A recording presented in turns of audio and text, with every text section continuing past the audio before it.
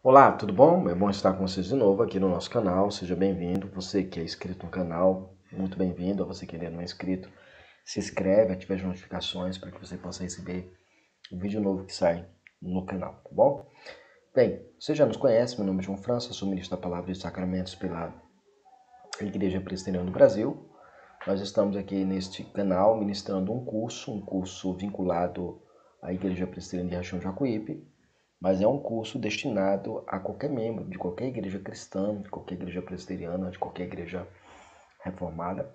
É um curso sobre ofício de diaconato. Nós estamos estudando a palavra de Deus, a história, a teologia, circunscrita em torno do ofício de diácono. A motivação desse curso é porque em nossa igreja estaremos promovendo eleição para diáconos, e essa eleição ela vinculará, de fato, homens, ao ofício diaconal e ao serviço do Senhor. Então nós, como presbiterianos que somos, estamos instruindo, orientando sobre a perspectiva bíblica, teológica, histórica e confessional, constitucional, a respeito do ofício de diaconato, ok? Então fica conosco, assista às nossas aulas e compartilhe esse vídeo para quem você acha que precisa aprender sobre o conteúdo. Um abraço, Deus te abençoe.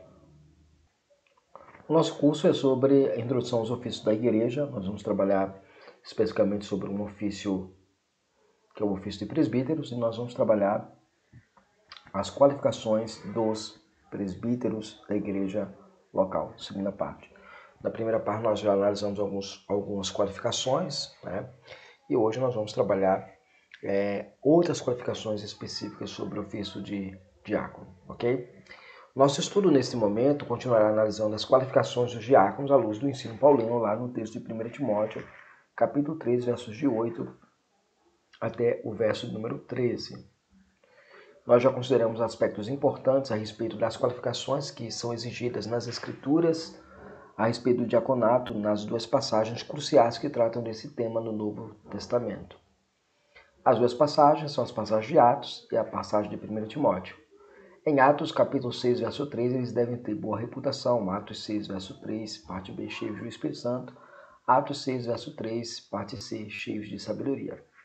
Nas qualificações de Paulo a Timóteo, ele escreve lá que eles devem ser honestos, capítulo 3, verso 8, de uma só palavra, capítulo 3, verso 8, parte B, não dado aos vinhos, capítulo 3, verso 8, e não cobiçosos, capítulo 3, verso 8, parte D, e capítulo 3, verso 9, guardiões da fé. Esses temas nós discutimos na última aula. Se você ainda não assistiu a última aula, vai no canal e você vai encontrar a aula anterior, a segunda aula sobre o ofício de diácono, ok? Muito bem.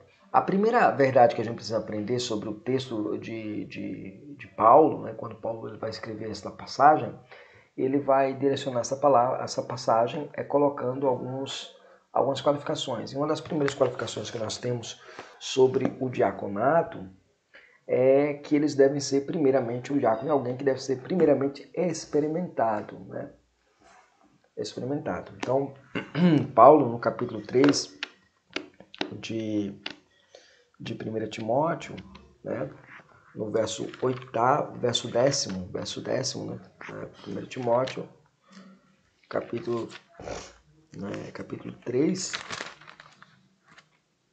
no verso 10, diz assim para nós. Olha o que diz a palavra do Senhor a nós, Assim também esses sejam submetidos à prova primeiro, depois exerçam diaconato e se forem irrepreensíveis. Então o apóstolo declara que se alguém deseja ser diácono na igreja de Deus, deve ser primeiramente experimentado, ou como é colocar aqui na nossa tradução, submetido à prova, ou provado. Na língua grega do Novo Testamento temos a seguinte expressão, dokimazostessan proton, Então, seja primeiramente provado, colocar a prova, posto à prova. Essa é a ideia na língua grega original. Essa palavra é grega, dokimazestossan, proton, ela é uma palavra que é usada, a palavra da raiz dokimazo, é uma palavra que indica alguém que é aprovado depois de um teste. Vandenberg, por exemplo, comentando no seu comentário à carta de Paulo, ele vai dizer que essa passagem segue essa linha de pensamento ao declarar que os candidatos a diáconos também devem ser colocados à prova. Essa ideia que aqueles que querem ser diáconos devem ser colocados à prova. A expressão experimentado, esta declaração de Paulo, ela insta para que a reflexão de que os diáconos não podem ser noviço na fé evangélica. É uma novo convertida, não é uma pessoa que é nova convertida, mas é uma pessoa que é experimentada, ela já conhece as doutrinas, conhece o fundamento do evangelho, conhece aquilo que o evangelho é em sua essência, né? Então deve ser alguém que é de algum modo equipado com os fundamentos do evangelho nosso Senhor Jesus Cristo. Calvino acrescenta que aqueles que são escolhidos para o ofício de diácono sejam homens experientes, cuja integridade tenha sido comprovada. A segunda verdade que nós devemos trabalhar nesta aula de hoje é a velha pergunta: por que não diaconisas, né? E aí é interessante porque o texto em tela vai dizer uma coisa interessante sobre diaconisas, né? O texto ele vai direcionar alguma coisa sobre essa questão de diaconisa, né? Por que não diaconisas? Por que não ordenar mulheres ao ofício de diácono, né? Sendo elas diaconisa, né? Nós já falamos um pouco sobre isso quando nós abordamos o texto lá de Romanos, né? Capítulo 16, verso 1. E aí o texto paulino, nesse quesito, vai dizer o seguinte para nós, olha, verso 11, né? Da mesma sorte, as esposas sejam honestas, não maldizentes, sóbrias e fiéis em tudo, né? E nós chegamos aqui a uma das passagens mais cruciais sobre este assunto, sobre este tema, né? A passagem em tela tem sido usada para reconhecer de modo legítimo a ordenação de mulheres para o ofício diaconal na igreja local. Considere, por exemplo, a passagem que nós temos diante de nós. Essa expressão aí, essa passagem aí no texto grego, Gnaikas, Rosoastos, Senas, Mendiabolos, Nefleos, Pistas, Enpassin, né? Da mesma sorte, as esposas sejam honestas, não maldizentes, sóbrias e fiéis em tudo. Veja, alguns comentaristas consideram, por exemplo, que esse termo aqui, que aparece no texto, deve ser usado no sentido de uma autorização para o exercício da diaconia feminina, mulheres ordenadas para exercerem a função diaconal. O próprio Vandenberg, um grande teólogo, ele segue essa linha de pensamento quando declara que Paulo aqui fala a respeito de diáconos femininos, ou seja, mulheres que são diaconisas. Outros eruditos compreendem que aqui, e aí é onde nós nos enquadramos, é uma referência às esposas dos diáconos. Da mesma forma traduz a Almeida Fiel. João Calvino, por exemplo, ele argumenta em prol dessa linha, dizendo que Paulo aqui faz referência às esposas dos diáconos. O reformador ginebrino diz que elas devem ser auxiliadoras de seus esposos no desempenho dos seus ofícios. E aqui cabe uma palavra muito interessante sobre isso, né? Quando diz que elas devem ser auxiliadoras, a ideia é que elas auxiliam o trabalho do diácono na visitação daqueles que são carentes, enfermos e necessitados. E as mulheres, elas têm muito trato, muito traquejo em relação a essa questão.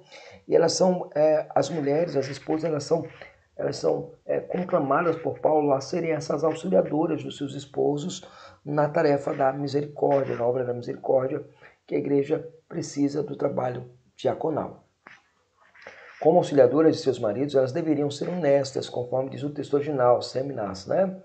Dignidade, que é o sentido aqui do termo. As esposas dos diáconos deveriam ser reputadas como mulheres também piedosas, principalmente guardando a boca da língua da transgressão, ou seja, não maldizentes. No texto grego, mendiabolos literalmente seria não do diabo. O ato de caluniar é um método específico do diabo. Então, elas não deveriam ser entregues ao ato de caluniação, de mazelas de serem maldizentes, de não estarem dispostas a apoiar o trabalho do marido e reclamar da atuação dele em relação à igreja. Então, estas são as questões que são ligadas especificamente ao ofício diaconal, olhando para a esposa dos diáconos para serem auxiliadoras dele neste princípio. Elas deveriam ser nefeleos, ou seja, temperantes, sóbrias, pessoas equilibradas que saberiam como usar os recursos que lhes chegassem às mãos para cuidar dos que necessitavam. mas também deveriam ser fiéis ou crentes, conforme diz o texto grego pistas, né? Crentes, fiéis em todas as coisas. Então elas deveriam ser fiéis em tudo que é feito, elas deveriam ser pessoas sóbrias, equilibradas, saber como dosar toda a situação que circunscreve o seu esposo, para que assim possam de fato viver uma vida de crença em todas as coisas, a despeito das dificuldades que enfrenta. Em terceiro e último lugar, você vai ter lá as qualificações na vida moral e familiar, né? 1 Timóteo capítulo 3, versos de 12 até o verso 13, diz assim: o diácono seja o marido de uma só mulher e governe bem os seus filhos e as suas próprias casas, porque os que servirem bem como diáconos adquirirão para si boa posição e muita confiança na fé que há em Cristo Jesus. Devemos também considerar as qualificações morais e familiares que as Escrituras exigem dos diáconos. Depois de mencionar o papel das esposas dos diáconos quanto à sua função de auxiliadora de seus esposos, Paulo agora se volta mais uma vez para as qualificações necessárias na vida dos diáconos. Paulo, ele ensina e ele orienta que a escolha de um diácono deve também ser observada na sua atuação familiar. Diáconoi, estesan, rimias, kinaikos, andrés, né? Então, diáconos, né? E é interessante isso aí quando ele coloca, né? Que ele diz assim,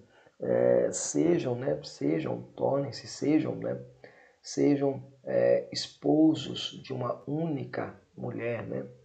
Ou serem esposos de uma única mulher. A primeira exigência qualificadora de Paulo é que deveriam ser maridos de uma só mulher. Qual é o sentido usado aqui? Bem, eles não deveriam ser polígamos, né? Naquele contexto nós sabíamos que os homens se convertiam e antes de serem crentes eles tinham 2, 3 mulheres, iam para a igreja sabia que ele era um homem que tinha 2 mulheres, ele podia ser um homem abastado, um homem com recursos, com posses, mas Paulo diz que ele deve ser escolhido aquele que não é polígamo, ou seja, aquele que vive numa relação dessa natureza dentro do contexto da época. Assim, essa exigência qualificadora é a mesma para os presbíteros lá em 1 Timóteo 3, verso 2. É a mesma exigência que Paulo exige, né? A segunda exigência qualificadora é que devem ter um bom governo sobre os filhos e sobre o lar. A palavra governo, que aparece no texto na língua original grega, é a palavra prostamenoi, né? Prostamenoi. Ela possui o sentido de indicar aquele que preside sobre os negócios familiares e sobre a disciplina dos filhos. Esta é a concepção de Paulo para a escolha de homens que vão exercer o diaconato na igreja local. Então a gente precisa sempre ponderar, olhar isso dentro da perspectiva bíblica teológica. O apóstolo Paulo termina esse bloco do texto sagrado apresentando um comentário bem interessante sobre o ofício diaconal. Leiamos o que Paulo vai nos dizer. Porque os que servirem bem como diáconos, adquirirão só para si uma boa posição e muita confiança na fé que há em Cristo Jesus. Então, é um trabalho que deve ser exercido bem, muito bem feito, e ele visa, acima de tudo, a glória de Deus. Então, o exercício desse ofício deve ser realizado na forma diligente, servir bem. Indica também a ideia de ser diligente no uso e no desempenhar do ofício otorgado pelo Senhor através da escolha da igreja. Aqueles que trabalham bem na casa do Senhor certamente possuem uma excelente posição e exercitam a fé confiante em Jesus Cristo. Então ele termina dizendo que Cristo é aquele que tem cuidado dos seus diáconos. Nesta aula, nós aprendemos mais um pouco sobre as qualificações necessárias para o exercício de diaconato na igreja, de diácono na igreja do Senhor Jesus. Vimos que o diácono é alguém experimentado para que possa assim exercer o seu ofício, mas não apenas isso, que ele possa compreender sua função, que a sua esposa possa compreender a sua função e auxilie na tarefa que Deus o designou para realizar na obra de Deus, através da escolha da igreja. E, por fim, o diácono deve ser esposo de uma só mulher. Naquele contexto indicava que ele não deveria ser polígamo, mas deveria seguir o padrão bíblico original da igreja e da família. Como consequência disso, deveria ser um chefe do lar, governando sobre os filhos e sobre a família, de forma piedosa, que revelasse a sua confiança e fé no Senhor Jesus Cristo. E, gente, essa foi a nossa aula de hoje. Que Deus possa abençoar vocês, estender graça sobre sua vida. Se inscreve no canal, ative as notificações, dá aquele like ou seu dislike, se você gostou ou não gostou do conteúdo, e divulga para quem possa ser edificado com o conteúdo. Nos vemos na nossa próxima aula. Que Deus os abençoe para a glória dele somente. Amém.